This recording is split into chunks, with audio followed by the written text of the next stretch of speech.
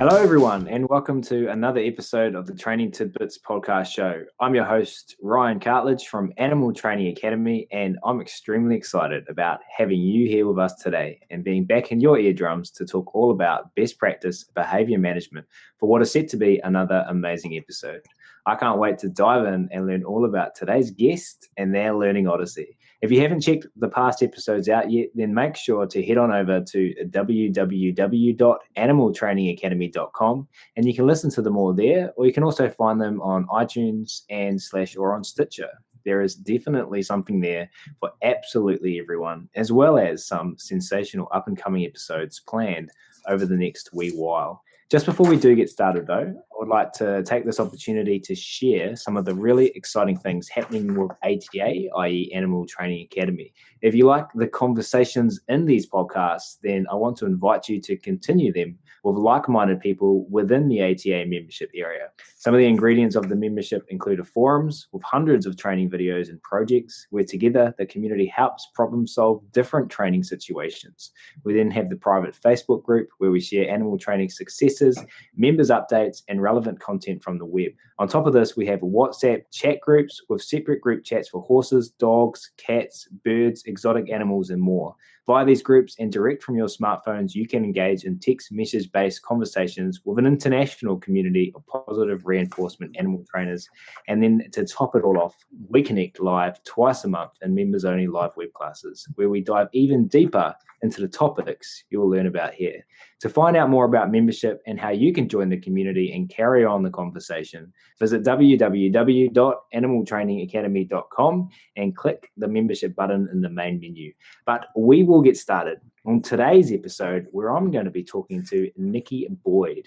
Nicki is the Behavior Husbandry Manager at the San Diego Zoo. Her educational background includes graduating from Moore Park College's Exotic Animal Training and Management Program, Massa College's Animal Health Technician Program with an Associate in Science degree and a Bachelor's in Business Administration from the University of Phoenix.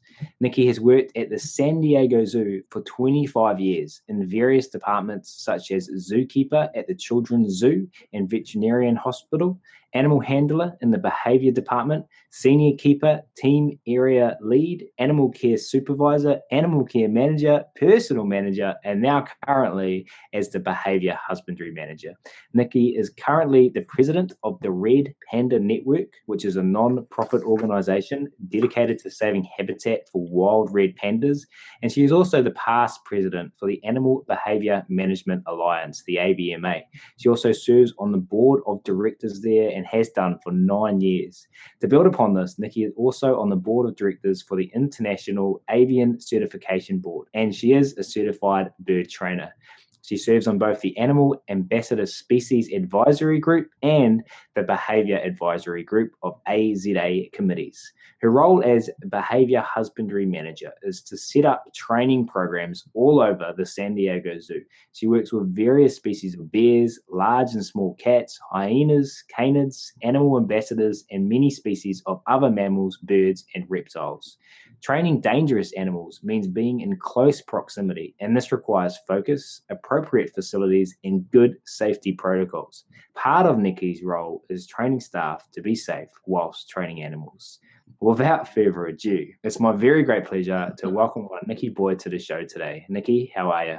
I'm great. Thank you so much for having me, Ryan. It's our absolute pleasure. And we're going to dive straight into the first question today, Nicki. Could you please take everyone listening back to where you first started to learn about positive reinforcement animal training and some of the first animals you ever trained using it? Well, it's funny. I had lots of pets growing up. And I think when I really had to apply that positive reinforcement training was when my parents thought that they would be parrot breeders and decided to get 6 macaws. I was in elementary school at the time and ended up working very closely with one of my favorites was one of the scarlet macaws. And so teaching him, basic behaviors, stepping up, mimicking, things like that. I remember doing my science fair project, which here in the States we do and all the 6th graders get to do on food preferences for macaws because I had all these birds in my house and I thought I've got to do something with these birds. Those are some of my fond memories growing up and certainly what probably led me into my career of animal management. Not only did I work with the parrots, but my grandfather had horses. And so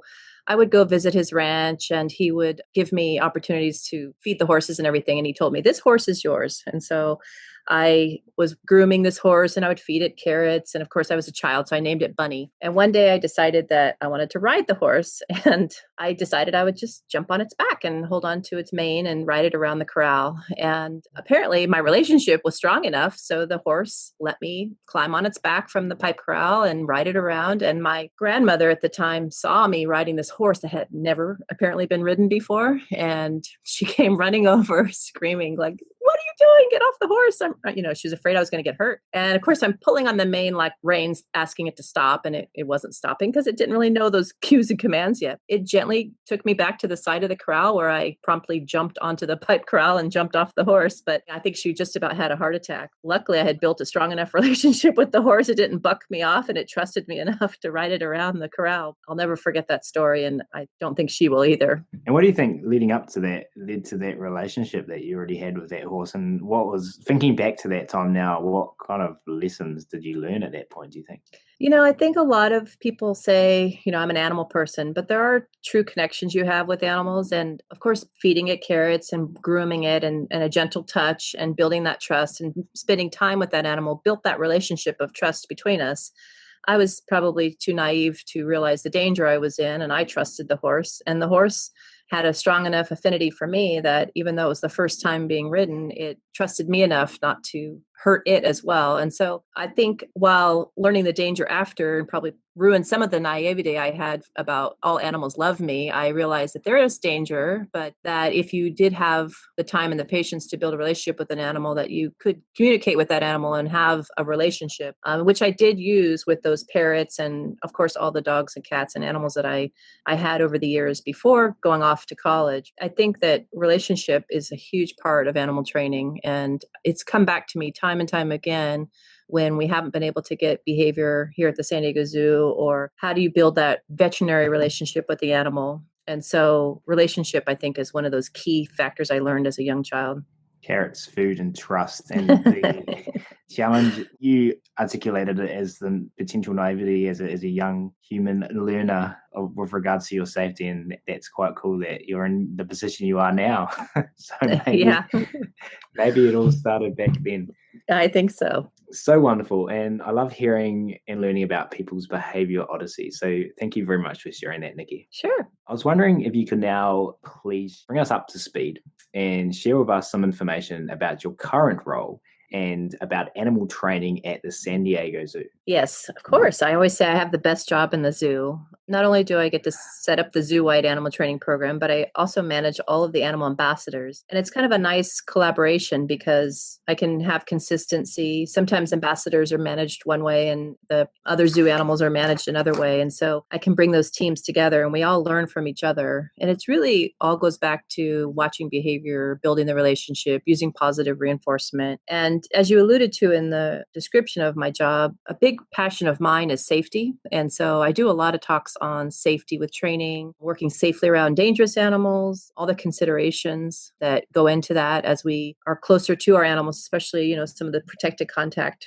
species that we have to consider all the potentials. These are still wild animals and we respect that fact. But when you're desensitizing or counter conditioning an animal to an injection, you're never going to stop that needle poke from hurting, but you can certainly make it worth their while through positive reinforcement. And I've been very pleased at the progress and the momentum shift. As you mentioned, I've been here 25 years. So when I first started, I came with a training background from Moore Park. And I also, as you mentioned, went through the veterinary technician program. And so I married those two skill sets that I came to the San Diego Zoo with to train animals to participate in medical husbandry behaviors. And that's, I think, what, as a keeper, as I was doing more and more of injection training and blood draw training and getting my animals comfortable with things like injections, the veterinary staff had confidence in me to be able to give an injection or to know how to handle needles. Then they also had the confidence that I had a background in understanding operant conditioning and behavior modification. And so I started to get asked to go out into the zoo and do different training programs. And that led to my role as the behavior husbandry manager. I've been doing this for about 7 years now. So I think we're going to name the title of this podcast, I Have the Best Job in the Zoo. I think that would be very appropriate. I've said that many times, and I get to work with so many different species. I really feel blessed, and I get to go all over zoo grounds and watch our amazing animal care staff do training programs. We've recently got sharks in our facility, and so going down to the shark habitat and helping the shark keeper be able to target train sharks and building targets for her. I get to constantly work with new species and learn. That's what I love about my job, is I'm always learning. And later, as we talk about ABMA and stuff, we'll talk about the opportunities for professional development. But we have almost 4,000 animals here at the zoo. So, of course, all of them aren't trained, but most of them, the higher vertebrates, do have training programs. And so getting to work with so many different species and seeing what makes them tick and what's motivating for them has really been a joy for me. And can you explain for those listening who might not be familiar, what do you mean when you say animal ambassador? So animals that do different types of educational programs. So a lot of our programs are on zoo grounds where we bring animals out for shows. We might do walk-arounds, educational programs. We have a lot of camps. We go off-site to schools and children's hospitals and even nursing homes where people maybe can't come to the zoo. And so we take the animals to them. So animal ambassadors are trained to show animals in a way where they go out and they actually can help do the different programs. And you can really capture people's attention. There is a lot of documentation that shows animal ambassadors really help solidify that conservation message, and they help connect people to wildlife and get that empathy and that caring. And so, as you mentioned, I worked in the children's zoo for many years. We have an entire animal ambassador collection in our children's zoo, but we also have different areas like our Weggeforth Bull Show can seat up to 1,500 people. And so that's a big dynamic production show. We have premium tours where you might have a smaller intimate show where you pay a special fee and you get an hour-long program at our Animals in Action show. And you get to meet things like cheetah or clouded leopard or rhino or flamingo up close. And even though rhinos don't come out and go off to do programs, of course, they're still considered an ambassador. Even our giraffe feeding is considered an ambassador by the AZA model of what an animal ambassador is. People are interacting with the animal. Maybe they get to feed or touch, but most of the ambassadors that we manage in my collection get to come out and do different programs, whether it's on or off site. Very cool. And I just want to touch on one thing before we move on to the next question. A lot of the people that listen to the podcast work in zoological organizations, and a lot of people are just working with their domestic animals at home.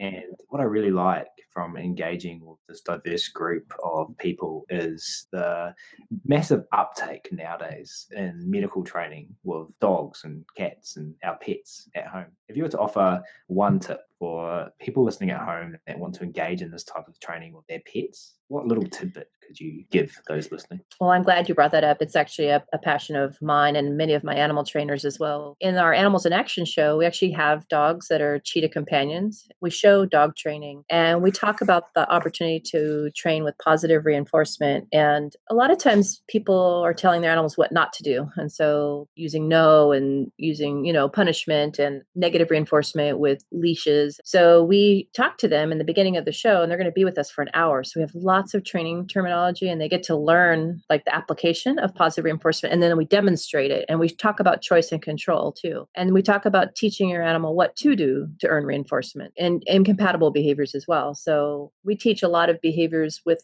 our dog and cheetah ambassadors to heel, to follow, to do A to Bs, to sit for duration of time. And then we give them the opportunity to earn reinforcement that whole time. And so then it's not just put a collar and a leash on and let them feel the restraint of the leash, but teaching them to heel teaches them to walk by our side. So they already have the understanding that I'm supposed to walk by your side, and we don't have to train our animals through negative reinforcement. So they run to the end of the leash, feel the pressure, and then they release the pressure to reinforce themselves. So I think if people can work teaching their animals what to do instead of what not to do, it really helps the bond, that relationship, the trust. And, it makes that healthier pet. So if you're out at a dog park and training a good recall, so if an animal comes back for a whistle, it takes a long time and then you punish it for coming back, you're going to decrease the likeliness it's going to come back the next time. So even if it takes a little bit of time, reinforce that and you'll see that quicker response. And you can use your different reinforcers for animals. It can be food, it can be tactile, especially with domestic animals. Tactile works really well for dogs. Setting our animals up for success. That's kind of what our motto is and what we teach people to hopefully take home and apply to their domestic animals as well. Cool. And that's exciting. People coming and seeing the work you guys are doing and hopefully taking it home with them. And then that just continues on as their friends and family hopefully see what they get up to as well.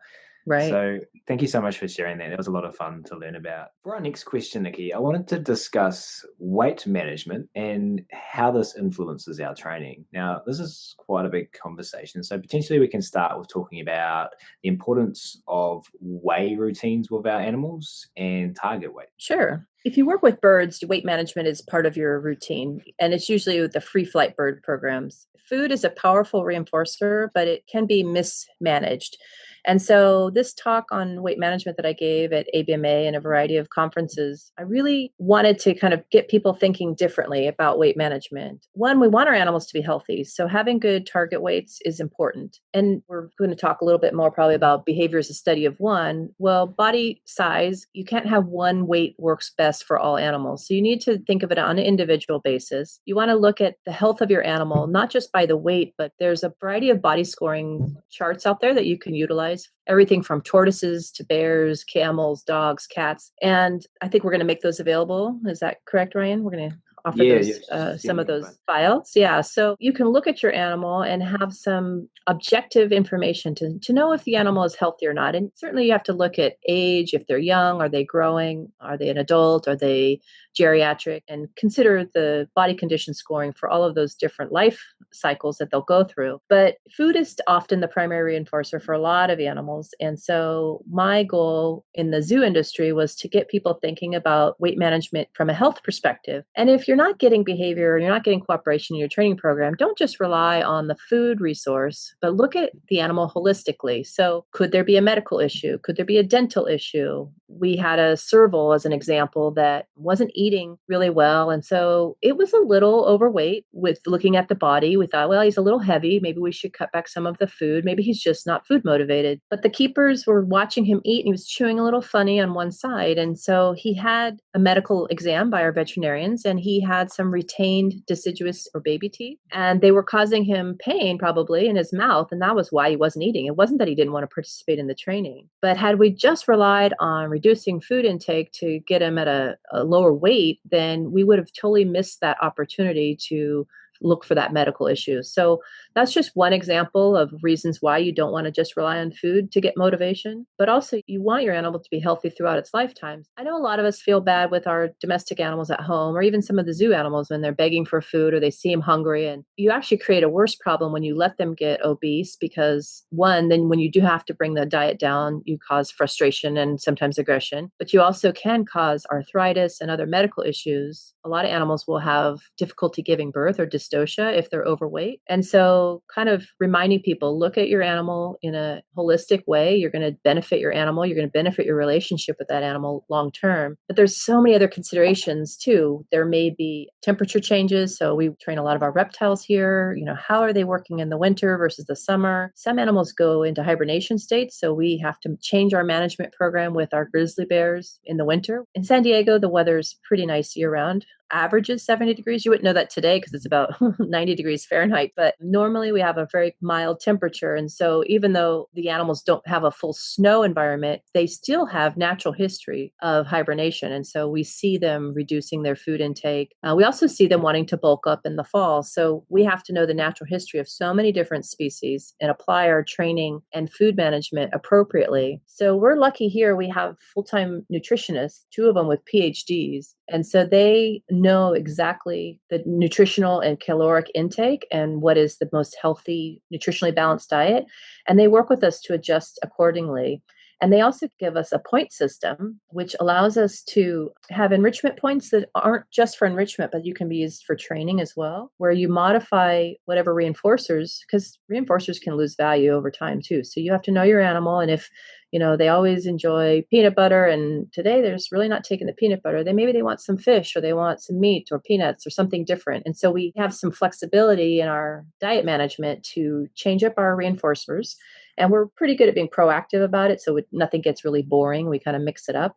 We also know some guidelines to stay within the calorie content so that we're not constantly overfeeding to give extra reinforcers for training and causing obesity or any of those other medical problems I mentioned. So weight management from a health perspective, and you mentioned there the importance of that circle of observation. You also mentioned that earlier, the importance of observation when discussing your role at San Diego Zoo. Can you talk to this with regards to training in general and to weight management? That's the importance of just spending more time observing animals. So observation skills are really important, and that's what you will find with a lot of people who are really good with animals. Wild animals will mask any kind of illness or weakness. It's a natural survival instinct, so prevent predation in the wild, or if you're in a social hierarchy with primates or different hoofstock, which are prey items, will mask illness. And so keepers have to pick up on a very subtle difference in an animal. And so part of the weight management is looking, again, holistically. So if an animal stops eating, is it satiated? Is it hormonal? Is it want to breed? Is it time for it to go into hibernation? Is there a dental issue? I love training a nice mouth open behavior for a lot of our animals, because that's a really quick indicator if there's a tooth issue. You'll have carnivores that can break off a canine tooth. And if you can get a nice mouth open, the veterinarians can come look in the mouth, say, oh, yep, we need to do a dental exam. Or no, the teeth look great. So we can rule out that it's a tooth issue. It also gives you a look at the tongue or if there's anything else going on with the mouth. So my goal for teaching all the keepers here and presenting this weight management discussion is please look at your animal. With birds, there used to be a theory that for free flight birds, when you started off a free flight program, you just dropped the weight 10% right off the bat. And we're learning more and more, as you heard, I'm a certified avian trainer, is that birds will fly at an ad lib weight. It's not about just the food motivation. It's about the relationship. It's about setting up your antecedent arrangements so that those birds are set up for success. And that's the same for observing any species of animal, is looking at your antecedent arrangement, predicting if something might frighten that animal or set them up to not be successful. If the crate door is always slamming on them, can you prop the door open? There's different ways to mitigate your arrangements so that you can set your animal up for success in whatever training program you're doing. Noticing those subtle changes, they start to increase in weight. We regularly weigh our animals. We set up our facilities to have scales for animals as they shift in and out. And having a scale, whether you're at home with your pets or you're at a zoo or aquarium, thinking of one of our first training behaviors is getting weights on animals. We weigh our animals regularly. And so having that baseline data and being able to compare with other animals that are of similar species, are you trending in an appropriate manner? Are the animals' growth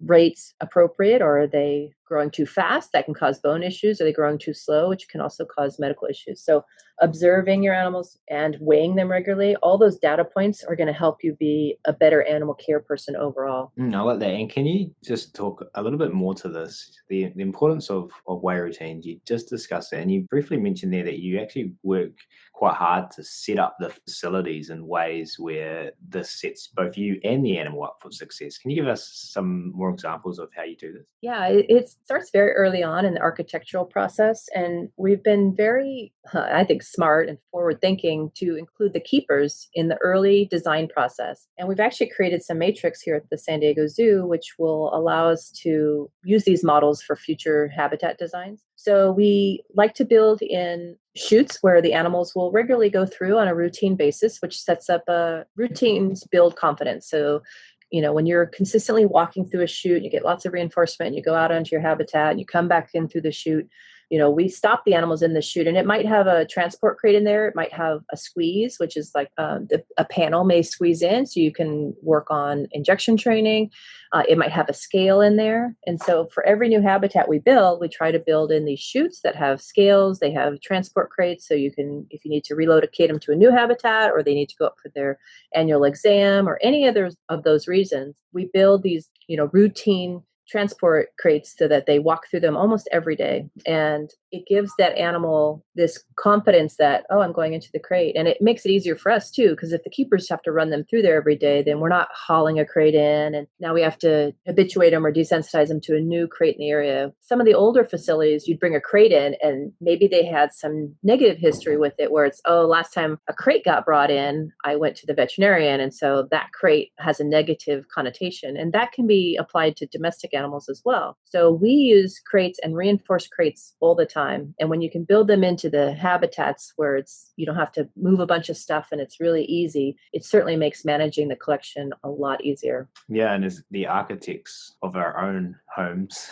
and our own environments, it's right. something we can definitely do to set our pets up for success, isn't it? Right. Yes. It's, as they get older, I have dachshunds at home, so they have long backs that are prone to back issues. So, making sure I have steps available to them, how you feed your animals, it can change as they age as well. But we have a lot of considerations for that with geriatric animals. We have a lot of quality of life programs that we consider as the animals get older. How are they going to move around? What do they need if they do have arthritis? We have been able to medicate and train for that. We consider where they're sleeping and how they get in and out of that sleeping habitat. If it's cold outside, arthritis gets aggravated with the cold. So what heat can we provide, or what bedding can we provide for them to kind of snuggle up in? So all of those considerations, I think, make animal care professionals more set up for success, because when the animal is comfortable and happy and healthy, then as a training program, you're going to be more successful. And some of those considerations, like we were shifting our Talkins, which are a large kind of musk ox type of hoofstock. And when it was really cold, they're a little more arthritic. They're built for the cold, but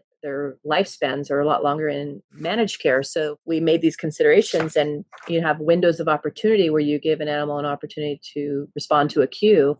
And we certainly knew in the winter we would give the Talkins a little longer window of opportunity to shift over to get their favorite reinforcement so the keeper could clean the other side of the habitat. But you have to look at managing your animals holistically with weight management and with all of those other considerations that I just mentioned. Great information. Mm-hmm. And I know there's loads of people who listen to this show for whom this is going to be highly beneficial. So thank you very much for sharing all of that, Nicki. You're welcome.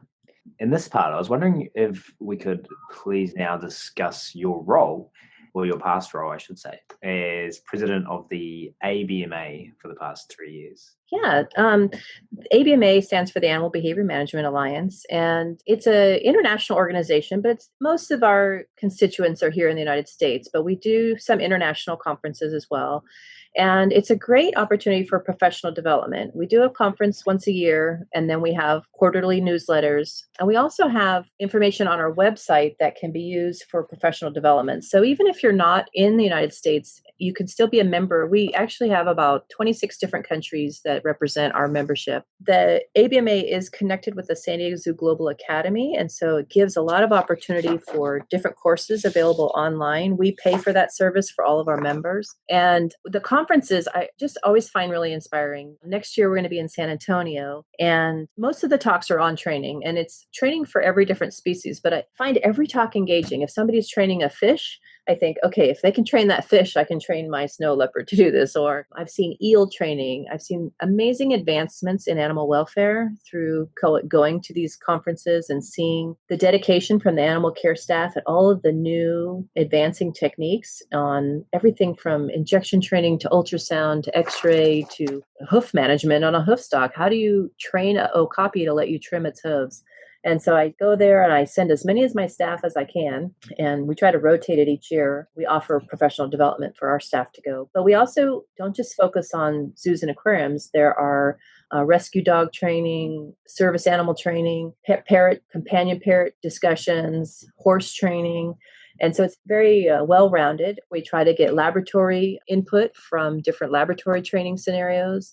And I think just the overall goal for ABMA is to continue the advancement of training and enrichment.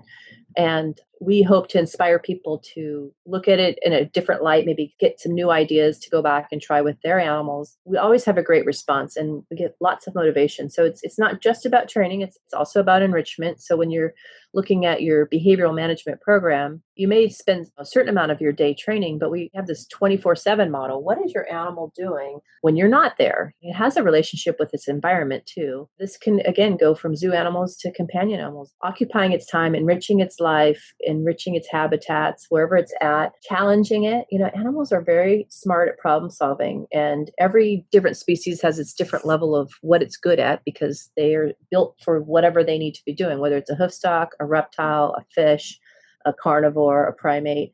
And so you should model your training and enrichment to challenge those animals and to constantly stimulate their minds. We're getting more and more intelligence studies out there of what they can actually learn. And I know here at the San Diego Zoo and at ABMA, you'll see talks on research projects. So we're adding evidence-based science behind a lot of this new welfare and choice and control enhancements. 26 different countries and no copy training. I thought it'd be really neat as well to talk about some of the awards and grants that the ABMA provides. Can you speak to this? Yeah, so at the end of the conference, we let all of the attendees vote on different awards. There's impact awards, so something that made a big impact into the environment. We have a conservation award. So we have members of ABMA who go to different countries, often, third world countries that maybe don't have a lot of resources for training. We recently gave out a couple of awards. There's Gerardo Martinez was going to teach mahouts in India how to train elephants with positive reinforcement. And that's a long historical ingrained tradition that you are the boss, you dominate your animal. And the mahouts are learning so much more about positive reinforcement training and how to manage foot care safely and how to manage their animals with positive reinforcement. It's really increasing the safety of their interactions with elephants over there. And another woman, Barbara Glatz, has gone down to Africa and taught a lot of the police about horse and dog training with their police animals. She's shown a lot of videos of how they used to, jump on the horse and kick it and kick it and kick it. And the horse didn't really want to do what it was supposed to do because it really wasn't motivated. What's in it for the animals? So she went down and she goes down regularly and, basically has no real budget or funding. She gets a little bit of support, but we were hoping to help her with that and publicize some of her work. But she showed them how you can train the horse and the dogs and have a better response for whether the dogs are sniffing for illegal contraband, bushmeat, everything from ivory to pangolin. And teaching those dogs positive reinforcement training and having that relationship with their trainers versus, being punished for any behavior that they didn't do correctly. And they're seeing a lot more success in getting the correct behaviors from those dogs, and that relationship with the horses where the horses are just gently guided to take the police through whatever trails they need to do versus having to constantly be either kicked or some of the people were scared of the horses because the horses were aggressive and they would bite at them or kick at them. So now the relationship is completely changed. So ABMA likes to support people who are going out there in the field and making a difference with positive reinforcement training. You go to the conference and you present, you could win everything from a welfare enhancement award. All of the different awards are listed on our website at theabma.org. So you can definitely go on there and see all the different opportunities and some of the past award winners as well. Fantastic. And the work Barbara is doing sounds amazing. Definitely keen to learn more about that. Sadly, we are now nearly at the end, but that's okay, because we're also getting into one of my favorite parts of the podcast show, and this is story time. Nicki, can you please share with everyone listening 2 or 3 stories from your experience working and training animals so far and some of the important lessons that these have taught you along the way? Sure. I picked out a couple different stories. One of the first ones that for me was a huge success story in my career, I felt, was we had some river hippos here at the San Diego Zoo that we were trying to introduce for breeding. We had had success in the past, but it was time to get new genetics going. So we brought in a new male, and boy, our female just did not like him at all. And she was a little bit larger than him. So she was using her tusks to chase him off, and she'd hurt him quite a bit. And so the veterinarian said, can you trim those tusks down so she can't use that as a weapon? And I thought, okay, yeah, let's try this. I have 3 children, so taking them to the dentist and explaining to them that they need to go is a chore in itself. But to have a hippo voluntarily allow you to trim her teeth down was a big learning experience for me. So we found what was motivating for her. A mouth open behavior is pretty easy with the hippo because you just show them a piece of watermelon or something and they open their mouth right away. And so she already had an established mouth open behavior. It was getting her to allow us to trim those tusks down with some giggly wire. And we were successful, and we had our challenges along the way, but we were able to trim her tusks, and we put the male and female back together. They bred within like 15 minutes. partially because we tried to time it, of course, with the hormone cycle. And I think they had been around each other, but hadn't had full contact for the many months it took us to actually train and trim these tusks off. But they've had several babies since then. And so we certainly don't need to keep trimming them, but to finally get the tips of those tusks and hold them in your hand and say, okay, we actually trained a hippo to basically go to the dentist and allow us to manipulate her teeth was quite a success story. The other story I was thinking of, something we've just done recently, and I mentioned it earlier on, but it's really a new way of thinking with training cheetah ambassadors. And we're actually pairing this with a research project where we're looking at behavior and collecting fecals for cortisol levels. And we're looking at the welfare of cheetah ambassadors. And what we used to do in the past was we would train them early on to just be desensitized to a collar. And, you start attaching the leash and they learn pretty quickly that there's some restraint there. And so that they would walk along with you. But it was a lot of negative reinforcement. So as soon as they pulled and felt the collar on their neck, they would slow down and release that pressure themselves, thus reinforcing themselves. So we didn't even try leash and collar for the longest time. We trained a lay down with duration. So they must lay in a position, which will help us in the long run with body exams or blood draws. We trained a sit and just stay on the rock and wait for your next cue. We trained A to B. So we're getting them to run across this big habitat that they have. So they get their exercise, but it's from one trainer to the next. So they learn to come and target to that trainer. So it makes a great recall. We don't work them off leash outside of the habitat, but it's certainly fun for the guests to see. And we trained that heel behavior where they walked beside us. And so now when we walk them, they've since been trained with the collar and the leash. The leash is slack. The animal stands right next to the trainer, walks slowly along, is not pulling. We let them look around and explore the different environments around the zoo habitat. And we certainly can take them off zoo grounds.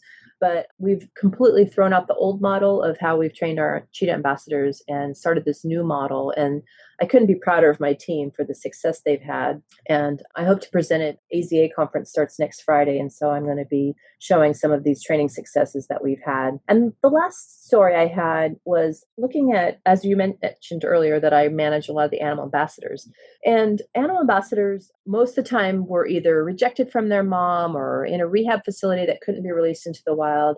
And we're finding that we can have mother-reared ambassadors where the mother gets to nurse them and suckle them, and we can separate a mother. I was going to use our serval as an example. So we have a habitat here at the San Diego Zoo with serval, and she had a couple of babies. And so we were able to give mom her favorite treats in a bedroom next door and shift her over and then start working with these baby servals as early as like 12 days old. In the beginning, it was just a couple of minutes and then let mom come back. And they were still nursing, so we basically used toys to be reinforcing. But eventually, as they weaned and they got older and they started using food reinforcement and it was time for them to move away from mom, we were able to just keep that relationship strong. And now they're working as animal ambassadors in some of our show areas. And instead of being taken to a nursery where they're bottle fed and having that human relationship, now we're having them have a relationship as a serval with a relationship with humans. But to take it full circle, these animals are also potentially going to be breeding in the future. So they can be, hopefully by being raised by their mothers, they will be better parents in the future and have that kind of the wild animal instinct. So it's kind of this nice balance and a new model for animal ambassadors. Yeah, very neat. Training 12-day-old servals, loose leash walking cheetahs. And here is the second contender for the title of the podcast. How do you explain to a hippo to go to the dentist? And yes, for all those young adults listening, hey, if you go to the dentist, if you take away a lesson from Nicki's story, you might get some action, right? Yeah, I need to teach my dentists how to reinforce my kids for going to the dentist. They used to give out lollipops, but that's counterintuitive to being a dentist, I guess. I guess the new toothbrush is their reinforcer, but it doesn't always work. So great. And what fantastic lessons. Sadly, though, this does bring us now to the final question for this episode, Nicki. Could you please take us all into the future now and share with us what you would like to see happen over the next 5 to 10 years in the animal training world? Well, I've kind of mentioned some of our recent advancements in animal management, and I just went through an amazing welfare course. The last 2 days we spent here at the San Diego Zoo in animal welfare. And so I've got some new goals for myself with getting that evidence, collecting that evidence-based information to look at your animals, their habitats, and thinking of their feeding strategies. So again, a lot of animals that are being trained, you hold back some of their favorite food for training. And so there's this, anticipatory, oh, I'm going to get trained now and I'm waiting for my keeper, to how do you save some of that food and enrich that habitat so that they are able to express species specific, relatively adaptive behaviors in that habitat. The guests really appreciate it. So we're doing more carcass feeding. We're doing enrichment devices where food gets released at random times. There's so many advances out there. So I think in the next 10 years, you're going to see welfare enhancements improve. You're going to see exhibit design improve. You're going to see animals that have a more holistic approach throughout their day. If they're nocturnal, maybe their feeders are going off at night versus our human schedule of daytime. You're going to see a lot of training advancements. I mean, we're doing so many things, like we're comparing polar bear energetics here at the San Diego Zoo with helping wild researchers figure out how climate change is affecting polar bears in the wild. So I'm involved in a lot of research projects that help our wild counterparts. And, the whole world is managed care now. And so I think zoos have that really important role in collaborating with wild researchers, mitigating human-animal conflict, and educating the public on our mission here at the San Diego Zoo is ending extinction. I mean, it's a lofty goal, but we are dedicated to it. And I think if we all kind of look at those welfare advancements, we can apply those to wild animals and inspire people to want to save habitat and get more involved with conservation of animals. Such a great vision. And we are, of course, all working really hard to help make these things transpire as we move forward over the coming years. As mentioned, that does bring us to the end. But before we wrap up, from myself and on behalf of everyone listening, Buffalo Herds of Animal Training Academy, gratitude to you for making time to come on the show today. Thank you very much, Nicki. Absolutely. Thank you, Ryan. Love your show. Oh, thank you very much. If you have enjoyed this episode today and you were interested in carrying on the conversation about the most positive and less intrusive ways of influencing behavior, then as mentioned at the start of this episode, the Animal Training Academy community is waiting for you. Head on over to www.animaltrainingacademy.com and click on the membership button in the main menu to learn all about how you can connect with like-minded, positive reinforcement-based animal trainers from around the world. Whether you train or are thinking about training dogs, cats, other pets, birds, zoo animals, implementing techniques within your vet clinic, or any other area where behavior management is required, then you will love all the different ways you can join in, whether it be the forums, WhatsApp chats, the private Facebook group, or in one of the members-only live web classes. There's something there for absolutely everyone, and we are looking forward to having you join the family. That's it for this episode, though. We'll wrap it up there. Thanks again so much for listening. Take it easy. And if it ain't easy, take it twice. And you'll hear from us again soon.